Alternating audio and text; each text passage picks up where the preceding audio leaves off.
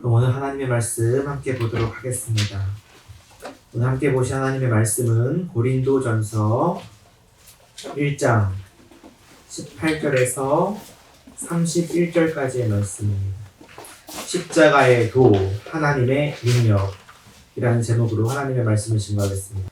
제가 봉독해드리고 마지막 31절은 다 같이 받겠습니다. 십자가의 도가 멸망하는 자들에게는 미련한 것이요 구원을 받는 우리에게는 하나님의 능력이라. 기록된 바 내가 지혜 있는 자들의 지혜를 멸하고 총명한 자들의 총명을 폐하리라 하였으니 지혜 있는 자가 어디 있느냐 선비가 어디 있느냐 이 세대의 변론가가 어디 있느냐. 하나님께서 이 세상의 지혜를 미련하게 하신 것이 아니냐. 하나님의 지혜에 있어서는 이 세상이 자기 지혜로 하나님을 알지 못하므로 하나님께서 전도에 미련한 것으로 믿는 자들을 구원하시기를 기뻐하셨도다. 유대인은 표적을 구하고 헬라인은 지혜를 찾으나 우리는 십자가에 못 박힌 그리스도를 전하니 유대인에게는 거리끼는 것이요 이방인에게는 미련한 것이로되 오직 부르심을 받은 자들에게는 유대인이나 헬라인이나 그리스도는 하나님의 능력이요 하나님의 지혜니라. 하나님의 어리석음이 사람보다 지혜롭고 하나님의 약하심이 사람보다 강하니라. 형제들아 너희를 부르심을 보라. 육체를 따라 지혜로운 자가 많지 아니하며 능한 자가 많지 아니하며 문벌 좋은 자가 많지 아니하도다. 그러나 하나님께서 세상에 미련한 것들을 택하사 지혜 있는 자들을 부끄럽게 하려 하시고 세상에 약한 것들을 택하사 강한 것들을 부끄럽게 하려 하시며 하나님께서 세상에 천한 것들과 멸시받는 것들과 없는 것들을 택하사 있는 것들을 폐하려 하시나니 이는 아무 육체도 하나님 앞에서 자랑하지 못하게 하려 하심이라. 너희는 하나님으로부터 나서 그리스도 예수 안에 있고 예수는 하나님으로부터 나와서 우리에게 지혜와 의로움과 거룩함과 구원함이 되셨으니 같이 읽겠습니다. 기록된 바 자랑하는 자는 주 안에서 자랑하나 함과 같게 하려 합니다. 아멘. 먼저 잠시 광고 드리겠습니다. 오늘 은계단을 오신 분들 주님의 이름으로 환영하고 축복합니다. 아마 각자의 자리에서 지금 예배 가운데 참여하고 계실 줄로 압니다. 이렇게라도 오랜만에 뵙게 돼서 너무 반갑습니다. 저도 조금 아직은 어색하네요. 그래도 기쁜 마음으로 이렇게 만날 수 있어서 감사하고요. 또 하루속히 정말 얼굴을 마주 대하고 올 날을 기다립니다. 전에 말씀드렸던 것처럼 이 온라인 예배 기간을 4월 5일 주일까지 보름간 더 연장합니다. 아시다시피 계약이 연기됐고 또 어제 저녁에도 또 발표가 되었더라고요. 앞으로 보름간이 중요한 시기라고 이때까지 사회적 거리두기에 대한 정부의 강력한 협조 요청이 있었습니다. 그 가운데 우리도 4월 5일까지는 온라인 예배로 대체하고 문제없이 이후에 4월 6일날 계약도 이루어지고 또 이 사태가 잠잠해진다면 4월 12일 주일날 예배당에서 다시 만날 수 있을 것으로 기대합니다. 공교롭게도 또 4월 12일이 부활절이에요. 그래서 부활절 날만큼은 우리가 기쁘게 만나서 함께 정말 부활하신 주님을 높여드리고 찬양하는 시간이 되었으면 좋겠습니다. 여전히 저희 가정은 이 시간에 동일하게 본당에서 예배를 드리고 있습니다. 코로나19가 속히 종식되고 관련하여 수고하시는 분들을 위해 기도해 주시고요. 온라인 예배로 오늘 앞으로 진행이 계속 되겠지만 동일하게 그 주일 설교는 교회 홈페이지 및 유튜브에 계속 업로드할 예정입니다. 참고로 지난 주일 유튜브 주일 설교가 음향 상태가 매우 고르지 못했던 점 좀 양해를 부탁드리고요. 좀 더 관심 갖고 앞으로 진행하도록 하겠습니다. 그럼 오늘 말씀 같이 듣기 전에 제가 먼저 기도하고 하나님 앞에 말씀 듣겠습니다. 아버지 하나님 감사합니다. 오늘도 우리가 귀한 주일날 각자의 자리에서 모여 하나님을 만나고 예배할 수 있는 귀한 시간을 허락하여 주심을 감사합니다. 시간 주님 우리가 말씀 앞에 서 있습니다. 또 지금 이 시기에 또 이곳 가운데 하나님 우리에게 주시는 말씀을 우리가 듣게 하시고 깨닫게 하시고 나아가 삶 속에서 이 말씀으로 능력과 힘과 지혜를 얻는 귀한 시간 되도록 함께하여 주옵소서. 감사드리며 예수님의 이름으로 기도드렸습니다. 아멘. 어제 한 전화를 받았습니다. 전에 섬기던 교회, 제가 부교역자로 섬기던 교회의 담임 목사님께서 연락을 주셨더라고요. 아마 예상하셨다시피 괜찮냐라는 안부 전화를 먼저 주셔서 되게 감사했습니다. 그래서 교회는 어떤지, 또 예배는 어떻게 드리고 있는지 등등 물어보셔서 제가 대답을 잘 해드리고, 또 목사님 섬기시는 교회의 상황도 대략 들을 수 있었습니다. 요즘 다른 목사님들하고 이렇게 종종 통화를 하게 되는 것 같습니다. 이유는 뭐 다른 게 아니겠죠. 그 교회는 지금 어떻게 하고 있나요? 어떤가요? 서로 궁금해하고 또 물어보면서 같이 기도 제목도 나누는 그런 시간들이 되고 있는데 참 쉽지 않은 시기인 것 같습니다. 어려운 시기가 되면, 또 사람이 많이 힘들면 가족 간에라도 서로 민감해지기 마련이죠. 그렇죠? 가족 간에라도. 지금 우리 사회가 그런 것 같습니다. 나라도 어렵고 교회도 어려운 시기, 서로를 조금씩 배려해줘야 되는 시기인데 다들 날이 서 있는 것 같은 이런 시기에 우리가 있는 것 같습니다.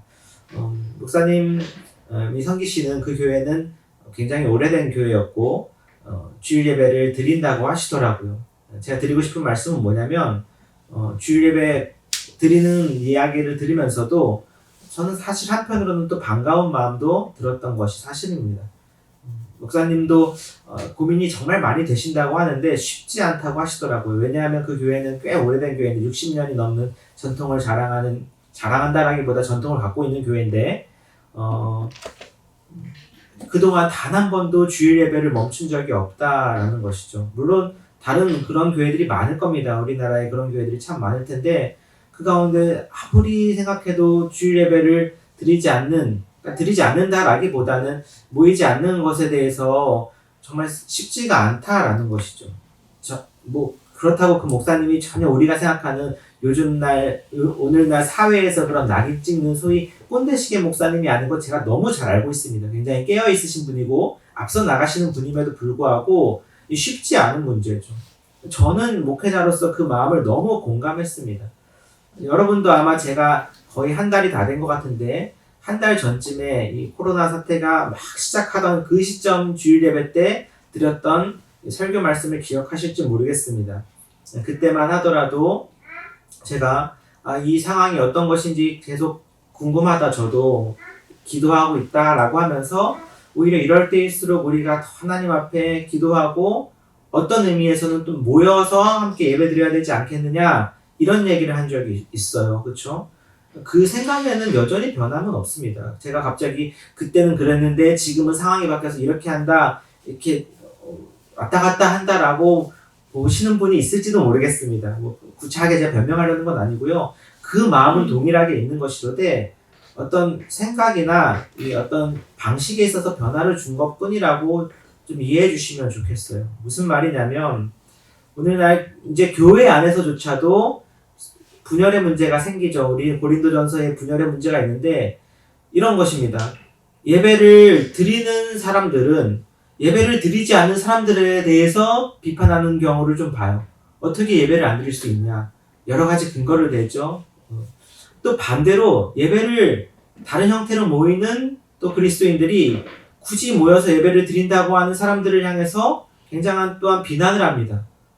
저는 근데 그것도 불편합니다. 그러니까 굉장히 조심스러운 이야기지만 두 가지 다 가능하다고 볼 수 있는 것이죠. 어느 것이 옳고 그름의 문제는 저는 아니라고 봅니다. 선택할 수 있는 문제인 것이죠. 그러니까 온라인 예배를 드린다고 해서 모여서 예배를 드리는 사람들을 향해 우리가 쉽게 비난해서는 안 된다는 것이죠. 우리가 믿는 사람으로서 잘 알고 있지 않습니까? 이 예배의 가치와 귀한 의미에 대해서 또 모여서 드린다는 그 의미가 어떤 것인지 우리가 아는 사람으로서 함부로 비판하고 비난해서는 안 된다는 것이죠.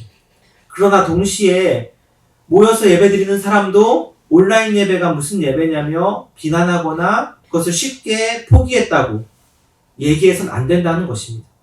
우리 각자, 그러니까 이것이 교회의 자율성인 것이죠. 저는 이걸 말씀드리고 싶은 거예요. 무엇이냐면 많은 사람들이 이렇게 소위 욕을 하죠. 불교나 천주교는 위에서 다 해가지고 한 번에 통제가 되는데 개신교, 소위 기독교는 이게 뭐냐, 다 자기 멋대로 하고 또 잘하는, 소위 우리가 봤을 때 잘하는 몇 교회 있어도 못하는 몇 교회 때문에 전체가 다 싸잡아 욕을 먹고 억울하죠. 우리는 억울하죠.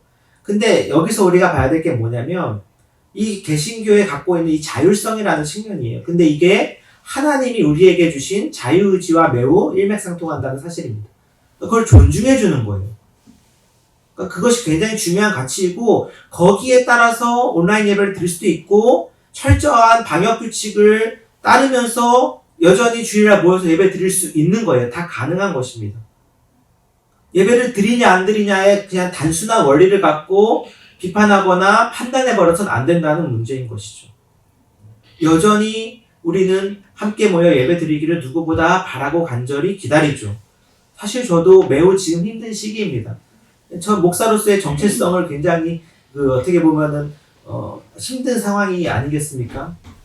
어쨌든 간에 그럼에도 불구하고 우리가 오늘날 모여서 또는 각자의 자리에서 예배를 드리는 이 자체가 중요한 것이지 어떤 방식으로 드리느냐에 대해서는 너무 우리가 매일 필요는 없다라고 말씀드리고 싶습니다. 그래서 우리 각자가 자신의 자율성 또 교회의 자율성을 가지고 하나님 앞에 예배로 모일 수 있는 것에 대해서 감사하며 모일 수 있으면 좋겠고 말씀드렸다시피 우선은 2주간은 앞으로 보름간은 이와 같은 형태로 계속 모일 예정입니다. 우리가 각자 어떤 자리에 있든지 간에 하나님 앞에 참된 예배자로 세워져 있기를 바랍니다. 그래서 세상에서는 이제 교회 안에서만큼은 우리가 서로 이해해줬으면 좋겠다는 이야기를 하는 것이고 세상의 이해를 구하고 싶진 않아요. 왜냐하면 세상의 눈으로 봤을 때 우리의 이와 같은 모습, 굳이 이 상황 가운데서도 방역규칙 지켜가면서 모이겠다고 하는 모습 또는 온라인으로라도 어떻게든 예배 드리겠다고 하는 모습은 세상의 눈으로 봤을 때는 사실 참 미련하고 한심한 모습이에요. 그게 뭐라고? 가질 것 좀 쉬면 어때? 라는 것이죠. 근데 그건 세상의 눈으로 봤을 때고 그리스도인에게 있어서 또한 이 예배가 주는 가치와 의미는 너무나 중요한 것이죠. 때로는 이것은 목숨과도 맞바꿀 만큼 중요했던 것이었습니다. 그런데 오늘날은 그 결이 좀 다르기 때문에 그렇죠? 전체적인 사회의 안녕과 안정과 또한 보호를 위해서 하는 측면 그런 의미에서 기독교는 무엇보다 이웃사랑을 실천해야 하는 종교로서 그 조치에 따르는 것이 합당하다고 판단한다면 그렇게 할 수 있다는 것이죠. 그러니까 선택의 문제인 것이지 이것이 결코 이것은 옳고 이것은 틀리다 이렇게 우리가 접근하면 굉장히 어렵습니다. 그래서 서로의 다름을 인정하는 가운데 우리가 이 시기를 조금만 참고 이겨내면 긴 시간도 아니죠. 사실은 조금만 참고 이겨내면 다시 기쁘게 만나서 예배할 수 있는 날이 오리라 기대하는 것이죠. 지금은 비록 굉장히 더디게 느껴져요. 저부터도. 언제쯤이면 이것이 끝나려나 하지만 분명 그 시간은 조만간 올 것입니다. 그래서 세상에서는 우리를 그렇게 미련하게 바라보지만 우리는 분명 하나님이 주신 지혜가 있는 사람들이라는 것을 오늘 말씀을 통해 좀 배울 수 있으면 좋겠어요. 한번 18절을 한번 같이 읽어볼까요? 시작! 십자가의 도가 하나님의 능력이라. 아멘. 자, 여기서 28절부터 저는 굉장히 큰 은혜를 받았는데 이 말씀이 참 오늘 너무 우리에게 와닿더라고요. 다시 말하면 그처럼 우리가 모이고자 하는 것, 세상 사람들에게는 정말 그렇게 미련해 보이고 한심스러워 보이는 그 이유가 뭐예요? 우리는 결국 십자가인 것이죠. 십자가의 도인 것입니다. 그런데 성경에서 뭐라고 말해요? 그 십자가의 도가 멸망하는 자들에게는 미련한 것이래요. 성경에서 이미 이렇게 얘기하고 있어요. 그러니까 아무리 그들에게는 봐도 멸망받을 자들에게 또는 멸망하는 자들에게는 십자가는 이해할 수 없는 것, 받아들일 수 없는 것, 도무지 미련한 것이죠. 그러니 그것을 따르고 거기에 삶의 어떤 가치와 의미를 부여하는 자들에 대해서 미련하게 볼 수밖에 없는 것입니다. 그러나 반대로 구원을 받는 누구요? 우리에게는 무엇입니까? 하나님의 능력이라는 것이죠. 그러니까 다른 것이 아닙니다. 이 십자가의 도는 구원을 받는 우리에게는 하나님의 능력이 되는 거예요. 그러니까 세상 쓸데없어 보였던, 소위 세상에서는 아무런 가치도 힘도 없어 보였던 그것이 구원을 받는 우리에게는 뭐가 되는 거예요? 하나님의 능력이 되는 거예요. 이게 하나님의 지혜고 하나님의 소위 전략이었다는 것이죠. 하나님의 방식이었어. 근데 세상의 지혜로는 도무지 이것을 이해하거나 알아낼 수가 없어요. 그것을 오늘 바울이 분명하게 이야기할 것입니다.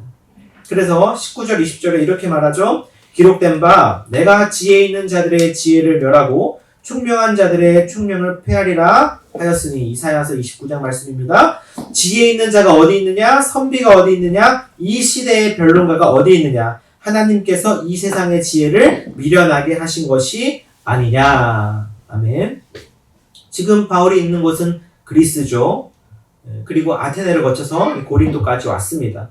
여전히 고린도에서도 그 당시 유행했던 많은 가르침과 사상들이 누구에 의해서 전파되었다고요?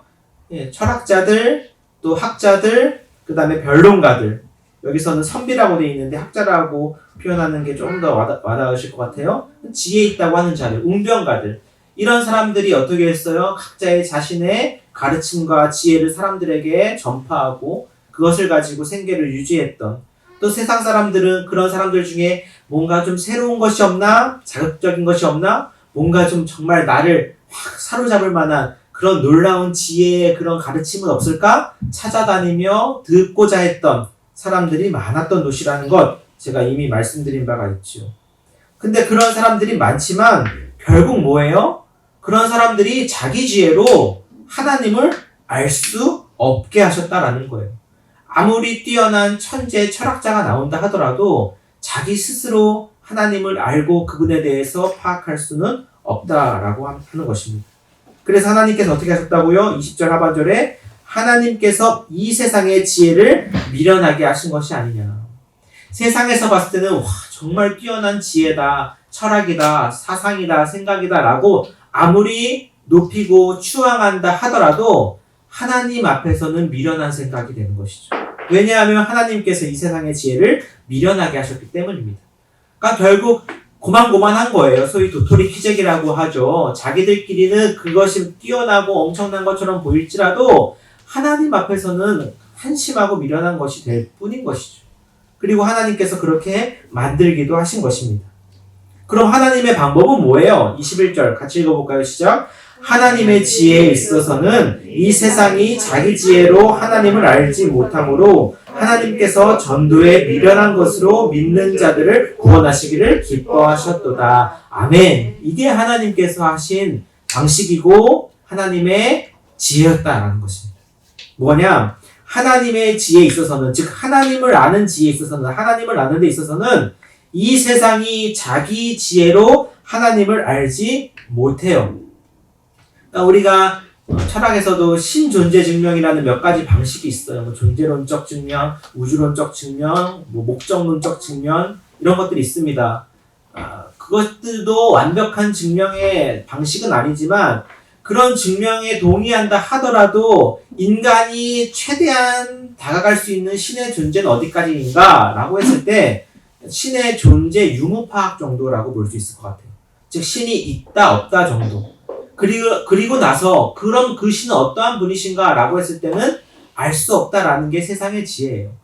그냥 세상을 신이 만들어 놓긴 만들어 놨는데 그 다음에 모르겠다. 어떻게 보면 소위 관여하지 않고 있다. 이게 소위 대표적인 이신론, 데이즘이라고 해서 볼테르 같은 학자가 주장한 내용이거든요. 아무래도 우리가 존재하고 세상에 있는 걸 보니 신은 있는 것 같은데 그 다음은 모르겠다라는 것이죠. 그래서 유명한 비유가 그런 거였어요. 제가 시계를 찾으면 좋았을 텐데 시계 장인이 시계 만드는 사람이 시계를 만들어 놓고 그 다음에 시계가 가는지 안 가는지 신경 써요 안 써요? 그냥 팔고 나면 그만이죠. 그 다음 시계는 저절로 알아서 돌아가니까. 그런 식으로 비유했던 유명한 비유가 있어요. 그런데 인간의 지혜로는 신을 파악하는데 그 정도 한계밖에 없다라는 것이죠. 그 다음 신은 어떤 분인지, 그가 나와 어떤 관계가 있는지, 그리고 앞으로 우리를 향한 어떠한 계획이 있는지 이런 거는 도무지 아무리 우리가 스스로 생각하고 공부하고 정말 연구실에 처박혀서 끊임없이 연구한다 한들 알 수 있는 것이 아니죠. 그러니까 하나님은 어떻게 하셨어요? 하나님께서 전도에 미련한 것으로, 성경도 인정해요. 성경도 이게 미련한 일이라는 것을 인정해버립니다. 근데 좀 이따 그 미련한 것이 하나님의 지혜였다라는 반전에 대해서 바울이 설명하죠. 하나님께서 전도에 미련한 것으로 어떻게 하셨어요? 믿는 자들을 구원하시기를 기뻐하신 거예요. 이게 하나님의 뜻이었다라는 것입니다. 그러니까 우리는 구원의 방식 또는 구원의 길에 있어서 어떤 인간의 대단한 노력 또는 정말 똑똑하고 공부를 많이 한 사람의 어떤 지혜와 지식을 필요로 할 것 같지만 사실 하나님의 방식은 매우 쉽고 단순했어요. 그게 뭐냐? 바로 전도에 미련한 것이었던 것이죠. 즉 하나님을 먼저 믿은 사람이 자신이 받은 그 복음과 사랑과 십자가의 진리를 다른 사람에게 가서 전하는 거예요. 그거 외에는 없는 것입니다. 그리고 그것을 듣고 믿고 받아들이면 그 역시 동일한 하나님의 자녀가 되는 것이고 그가 또 다른 사람에게 가서 그 진리를 전할 수 있게 한 것이죠. 이게 하나님의 지혜였어요. 여러분 얼마나 사실 생각해보면 미련한 방식입니까? 우리가 하나님께서 전지전능하시다고 하는데 그럼 하나님께서 다른 방식을 쓸 수도 있지 않았을까요? 대표적인 예가 뭐겠어요? 가장 많이 하는 말이 하나님께서 그냥 하늘의 음성으로 모든 사람들에게 들려주면 되지 않을까라는 것이었죠. 뭐 그런 것도 있을 수 있고요. 오늘날 정말 세상의 문명은 날로 발전해만 가는데 지금 오늘 온라인 예배를 드릴 수 있는 것도 이런 문명이 발전했기 때문에 가능한 거 아니겠어요? 그럼에도 불구하고 하나님은 여전히 어떤 방식을 고수하고 우리에게 말씀하시는 거예요? 전도에 미련한 방법이에요. 결국 사람을 통해서 하나님은 한 명 한 명을 구원하시기를 기뻐하신다는 것입니다. 근데 이것은 세상의 눈으로 봤을 땐 참 미련하고 비효율적이고 쓸데없는 것처럼 보이겠죠.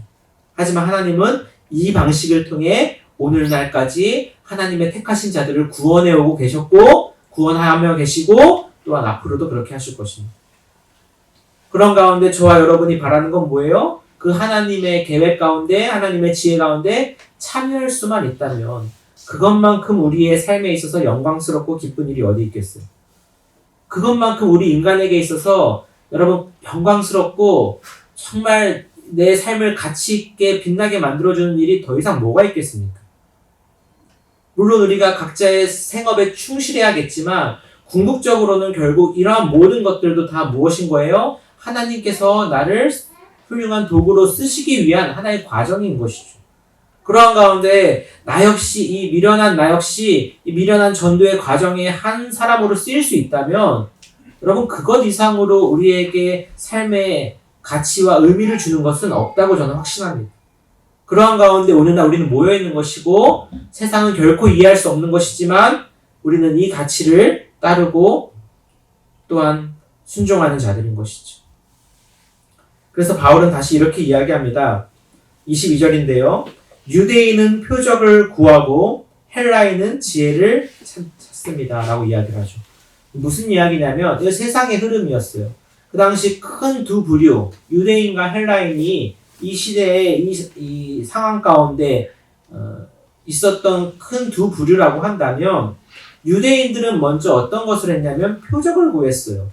그러니까 이들도 메시아를 찾았던 사람이죠. 구약의 하나님을 믿으면서 누구보다 메시아 다시 오실 메시아를 기다렸던 사람들.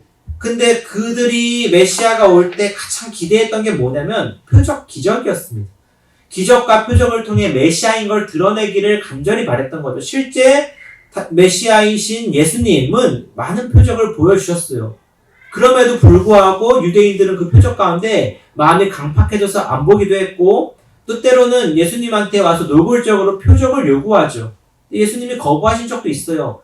보여줘도 믿지 않을 거니까. 그냥 신기하기만 할 뿐이지 실제로 그들이 예수님을 믿으려고 하지 않았던 그 강팍한 마음을 아시니까 오히려 안 보여주셨어요. 하지만 예수님의 놀라운 표적과 기적들은 이미 복음서에 수도 없이 기록되어 있고 여러분 그것을 유대인들이 충분히 보고 들었습니다. 그들은 끊임없이 그렇게 표적을 구했어요.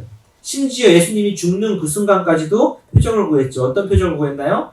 네가 진짜 그리스도면 십자가에서 내려와서 너 자신을 스스로 구원해보라고 조롱할 정도로 표적을 구했어요. 그동안 얼마나 많은 표적을 보여주셨음에도 불구하고 끝까지 그렇게 조롱했던 것이죠. 그러니까 표적만 구한 거예요. 기적만 구한 거예요. 소위 오늘날 우리로 따지면 복만 바란다는 것과도 비슷하다고 볼 수 있을 것 같습니다. 정말 그 그리스도의 말씀과 정신에 합한 삶에 대한 그 열정이나 사모함은 없이 그저 그가 보여주는 표적, 기적에 신기하고 거기에서 느껴지는 만족을 원했던 것이죠. 오늘날 우리의 삶에도 이러한 모습들이 혹시 있지 않은지 돌아봐야 하는 것입니다. 그때도 동일했다라는 것이에요. 더불어 헬라인은 어떻습니까? 그리스인들은 지혜를 찾는다고 했어요. 좋은 말 같아 보이지만 그들이 찾았던 지혜가 어떤 지혜인지를 살펴볼 필요가 있는 것이죠. 그러니까 그들의 귀를 달콤하게 만들어주는 그런 지혜들, 자기 생각과 잘 맞는 지혜들, 그리고 뭔가 새로운 것, 뭔가 자극적인 것, 소위 그 당시의 유행과 흐름이라고 볼 수 있는 것입니다. 오늘날에도 마찬가지잖아요. 오늘날 소위 대세라고 하는 것들, 사람들에게 인기를 끄는 것들, 그런 내용들로 사람들의 귀를 즐겁게 해주고 재미있게 말만 잘하면 어때요? 인기를 끌 수 있고 많은 사람들이 그 사람의 생각에 동의하면서 소위 유명인사가 되는 것이죠. 그리스인들, 헬라인들도 다르지 않았어요. 그리고 그런 사람들의 한 부류가 되고 싶었던 많은 여러 소위 꿈나무들이 있었겠죠. 그래서 이런 사람들은 뭔가 새로운 거 없나? 뭔가 좀 다른 거 없나? 자극적인 거 없나? 그런 것들을 찾았던 것이죠. 그런 유대인들은 기적을 찾고 헬라인들은 세상의 흐름과 유행을 찾는 가운데 지금 바울이 한 건 뭐예요? 23절에 우리는 십자가에 못 박힌 그리스도를 전해요. 생뚱맞게 말이죠. 지금 이 사람들은 기적과 복을 찾고 이 사람들은 세상의 유행과 자극적인 새로운 어떤 예능 같은 그쵸? 트렌드를 원하는데 여기 바울이라고 하는 이 사람들이 와서 전하는 것은 뭡니까? 십자가이고요. 심지어 그 십자가에 못 박힌 그리스도를 전한다는 거예요. 이거는 정말 불편한 일입니다.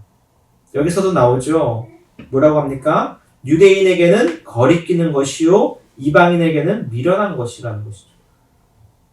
그러니까 그런 것을 표적과 세상의 지혜를 찾는 사람들에게 십자가를 전한다?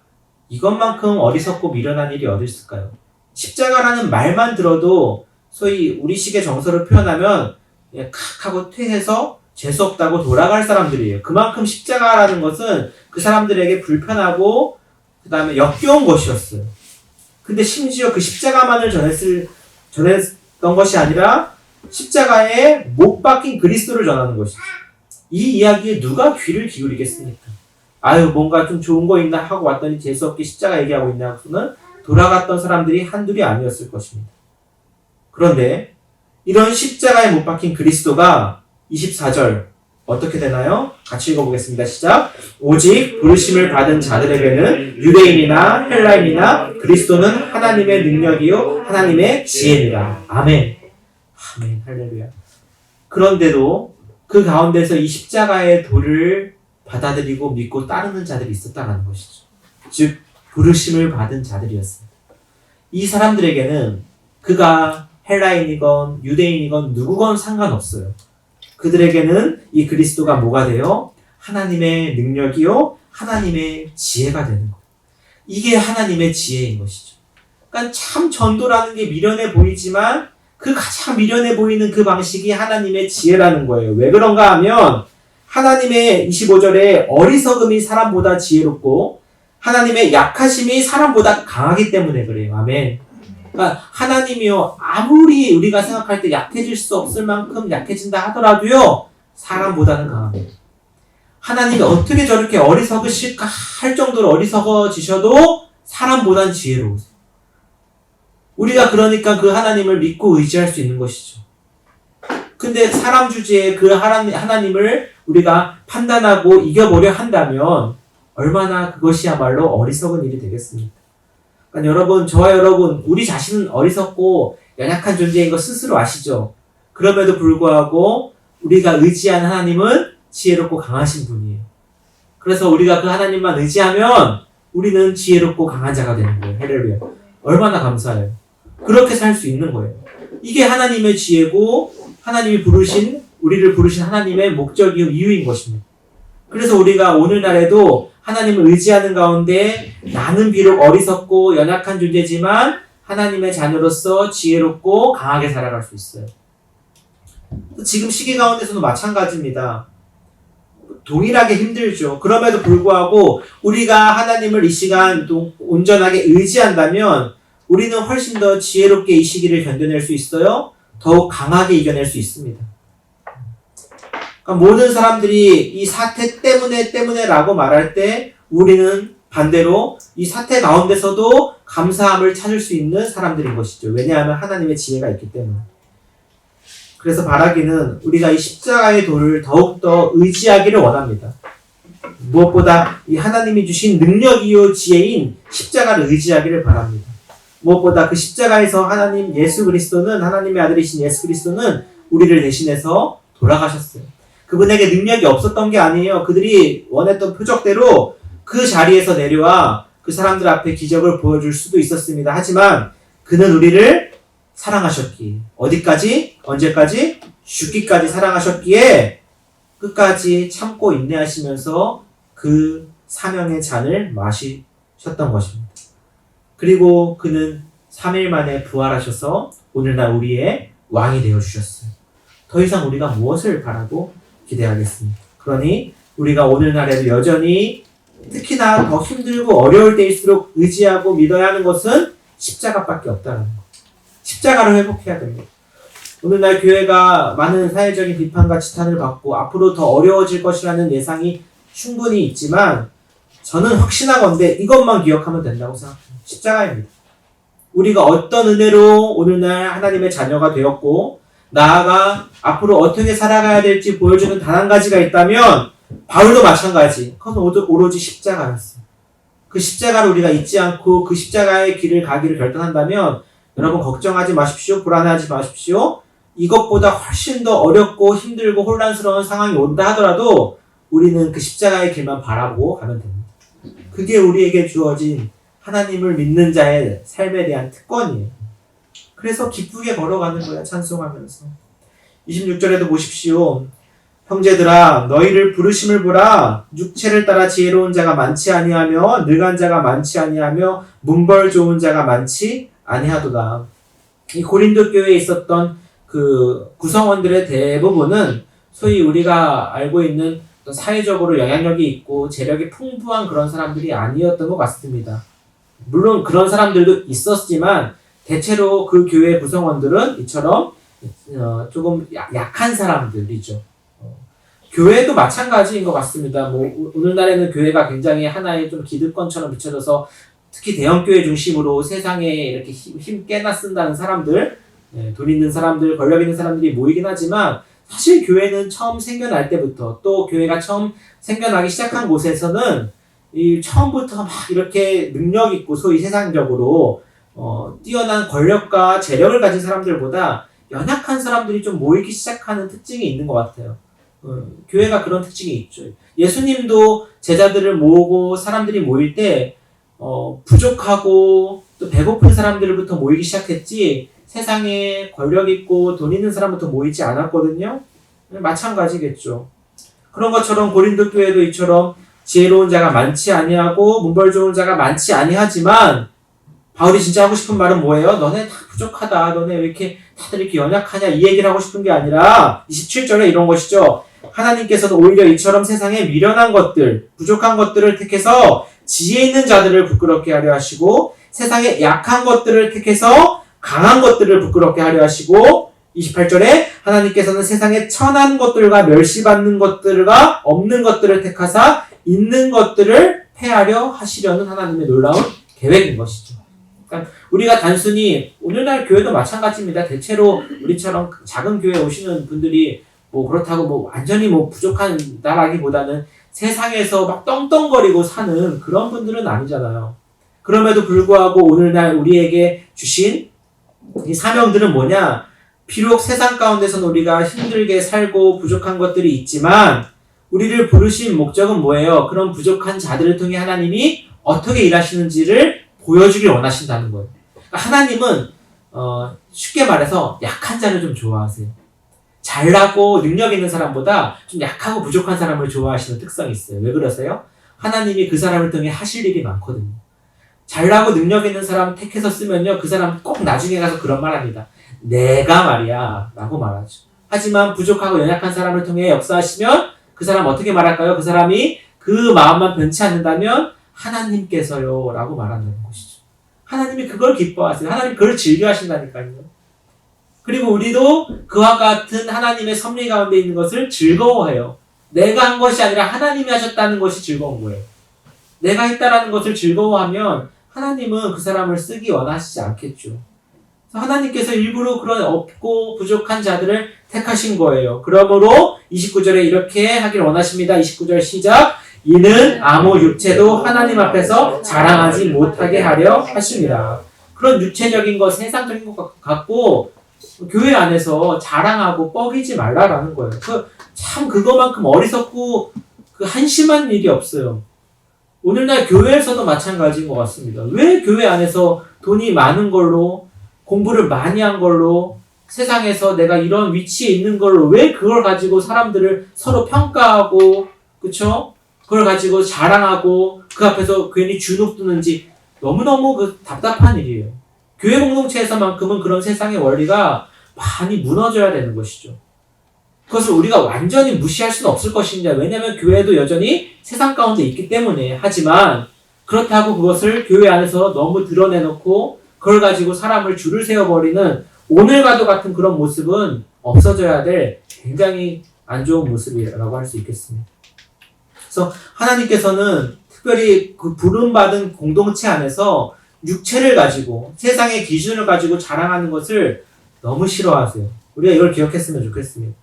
그럼 우리가 교회 안에서 굳이 서열을 어떻게 보면 나누자면 뭘로 나눠야 될까요? 다른 거 없어요. 나중에 고린도전서 중반부에 가서 보겠지만 누가 더 잘 섬기냐 이걸 가지고 판단할 수 있는 것이죠. 잘 섬기는 사람일수록 뭐라 그러세요? 예수님은 으뜸이라 그래요. 낮아진 사람일수록 높은 사람이라고 해요.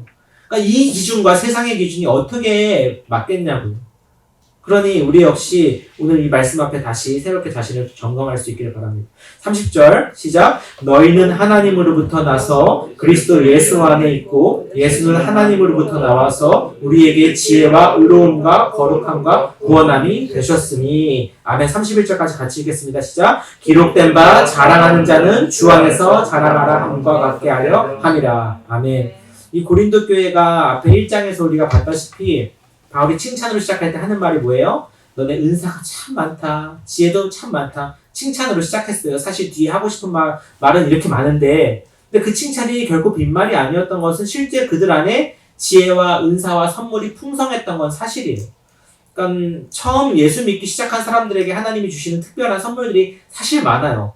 기도응답도 저도 처음에 예수님 믿기 시작하면서 기도응답 받았던 것들이 참 많고 빨랐던 걸 기억해요. 요즘은 이제 좀 기도를 좀 많이 해야 들어주시는 것 같은데, 더 간절히 해야 들어주시는 것 같은데, 처음 예수님 믿고 그때는요, 진짜 그냥 기도하는 대로 막 들어주시는 것 같은 그런 게 많았거든요. 그러니까 이 처음 생겨난 교회에 주시는 하나님의 선물과 은혜들이 참 많았죠. 그래서 그들이 갖게 된 그 당시의 은사들, 또 각자의 하나님 주신 말씀들이 풍성해서 그것이 넘쳐났던 교회예요. 근데 문제는 뭐였냐면 그렇게 많다 보니 뭐가 생겨났을까요? 자랑하기 시작한 것이죠.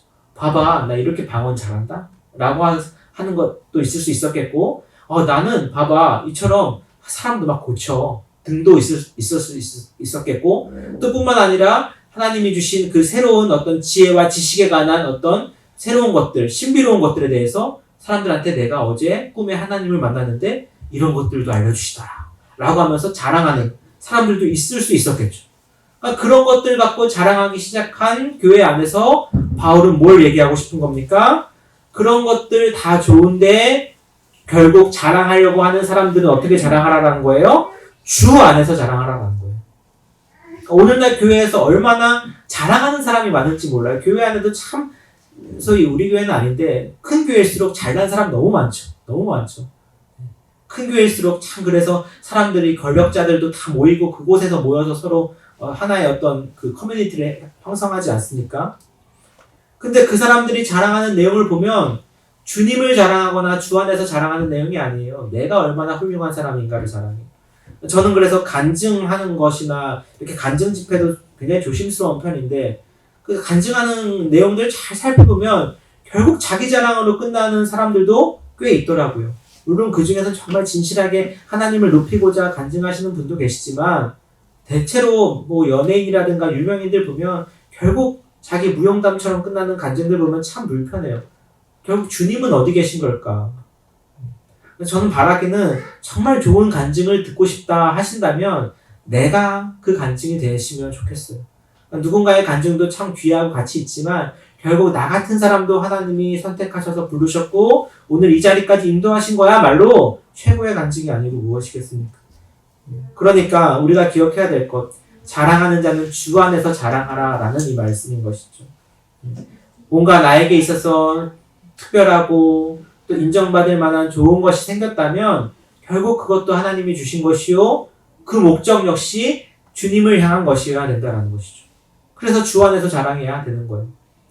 여기서 바울도 우리가 잘 알지만 세상적인 기준과 가치로 봤을 때 자랑하고자 하면 입이 아픈 사람인 거 너무 잘 아시죠? 바울 최대한 건 절제하지만 나중에 참다 못해 결국 말하긴 해요. 말하긴 하는데 결국 근데 그 목적은 뭐예요?